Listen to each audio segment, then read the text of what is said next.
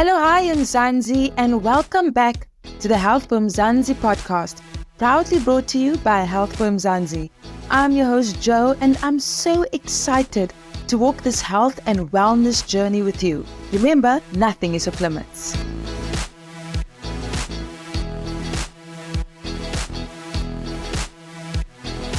For this discussion, we delve into the topic of male infertility, which is normally viewed as a taboo topic, not making it easy to speak about.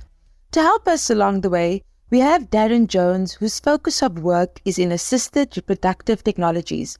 We cover all things from factors to increase fertility to access in medical care and the challenges linked to it. Darren, how are you doing? I'm very well, thanks. And how are you? I'm good, thanks. Welcome on this platform. The discussion of this podcast is all about male fertility.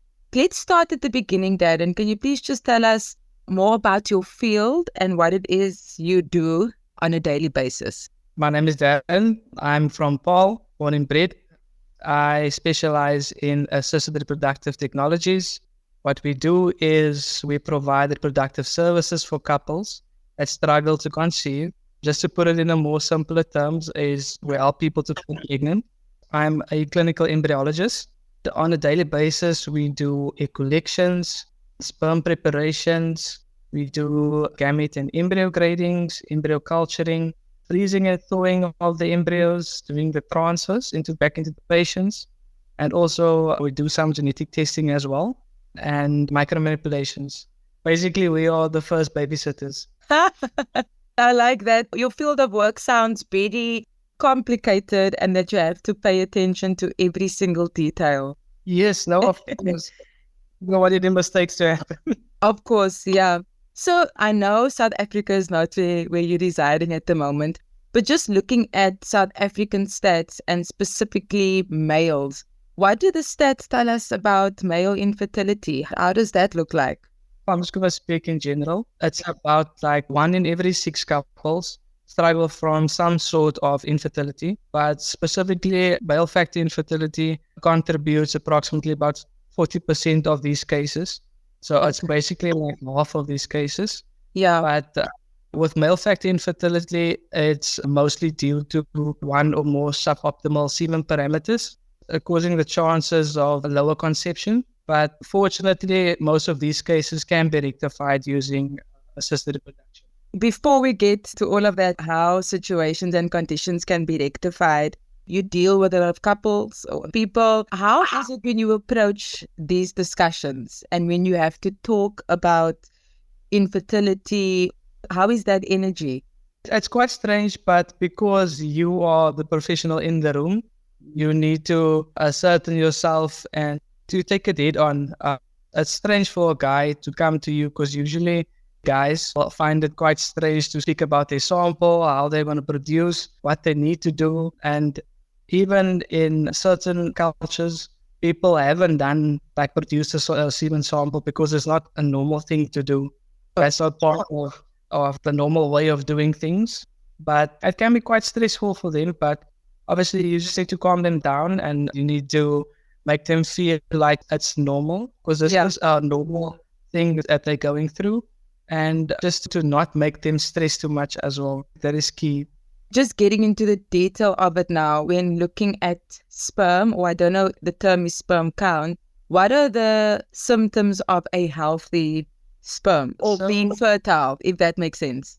As you know, for a guy in society today as well, like I said earlier, that fertility is a taboo subject. People don't really want to speak about it. But for the guy in society, importance is placed on a man's virility. And also being a man or a woman, the sole cause of infertility can be like an emotional setback for both male and females. But men specifically tend to keep to themselves and they don't speak about it. The problem with infertility is it has a trickle-down effect where it can impact your marriage or your relationship or many other decision-making things. And it's very important to do speak about it and just to tell them it's quite normal and they need to reach out and say how they feel and what they do experience. Thanks for adding that, Darren, because I think it's very important. If you are struggling and you don't talk about it, you cannot get the correct information and you cannot get the help. So, speaking of which, when it comes to a healthy sperm or being fertile, by the way, can you use it interchangeably? Does healthy sperm equal fertility? No, not always. Oh, okay. It seems like it's easy to get a child or to fall pregnant, but it's actually not that easy. Even though everything can be right, there is something called unexplained infertility. Everything is right on the woman's side, everything is right on the male side, but they just can't fall pregnant. Like it says, it's unexplained infertility. We can only take it so far in our field, and then once it's back inside the female, the blastocyst, then it's up to a body to decide if it implants. Thanks for explaining that. So getting back to a healthy sperm, what are the symptoms of that? What does that look like? A normal semen sample, or what we call a normal spermic sample, according to the World Health Organization, the sixth edition, the volume of your ejaculate should be 1.4 to 1.7 moles. The concentration of that sample should be 15 million per milliliter. The progressive motility, which is just sperm swimming in a forward direction, should be more than 32%, and having a sperm morphology of more than 4% and sperm DNA fragmentation of less than 30%. That is considered a normal semen sample or normal semen parameters. But I'm not sure if you're asking at first glance how a sample should look like. Yeah. Like if you actually look at the ejaculate, yes, a semen sample, it's usually a white, grayish in color with a slightly yellow. The sample should be thick and have like a milky consistency. It shouldn't contain any clumps or any particles. So if you are not ticking those boxes, are there any practical things you can do to improve the health or the condition of your sperm? Okay, so there are many factors that can directly or indirectly have an impact on how your body produces semen or sperm. Mm-hmm. But the most important thing is basically living a healthy lifestyle. It can contribute to better semen parameters, but it's not guaranteed. But I mean, living a healthy lifestyle also helps with your overall health. I think that's the only advice I can actually give. By saying living a healthy lifestyle, it comes also with don't smoke, don't drink too much, don't use drugs, don't use steroids. And you also get like over-the-counter medication that can influence your sperm. Your doctor will also tell you if it influences anything.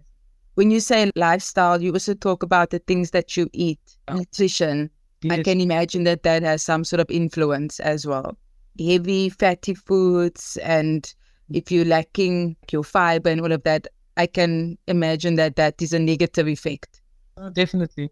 Your greens are very important, or your antioxidants are very important. They actually do sell multivitamins where you can buy over the counter, of which they claim it improves your semen parameters.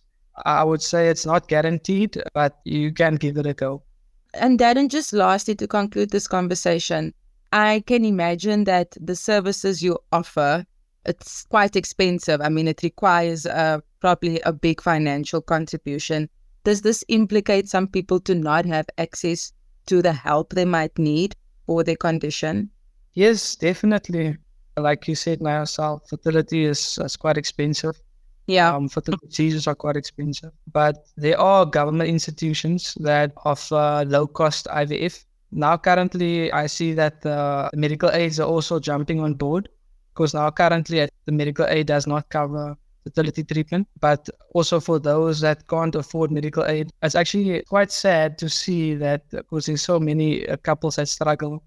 I mean, if there's a program where embryologists can just help out, we actually speak about it a lot at the work where I used to work in Cape Town, where we can just help out and big pharmaceutical companies come in and maybe sponsor. I think there would be a lot of embryologists that would love to just help out. Lastly, we touched on this a bit in the beginning, because this is a very sensitive topic, and I think it's more so for men. What do you just think, like just as a last comment, how can we kind of start talking more about this? Is it, I don't know, like education at a school level to kind of just debunk misconceptions? What can we do? It's a person's thing. If you feel comfortable about speaking about it, like I said, not a lot of people would want to speak about this. Yeah. If I tell people what I do for a living, and it's always a joke at the party, it's never a serious topic. Quite weird for a lot of people, but I think they don't encounter this problem initially until they have to conceive or want to try and start a family. Then they only realize that there is a problem. Like you said, people should be educated about this and that infertility is on the rise. So it's quite important to just get the word out there and also to make people aware that they can speak about it and normalize it, that it's fine. Everything is fine and you can get help. Thank you for joining this week's episode of the Health for Mzansi podcast. For more on our male infertility check, check out healthformzansi.co.za. Now remember, if you are in a medical jam or just curious about some health and wellness trends, you can send an email to hello@healthformzansi.co.za or send a message to 076 132 0454. Yeah, we're on Blue Tick.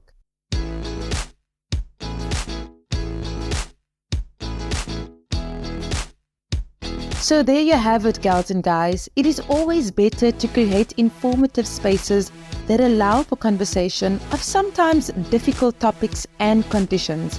By doing this, we debunk misconceptions, spread helpful information, and connect people to services where they can seek assistance. Until next time, keep well, stay healthy. Signing out, your girl Jo.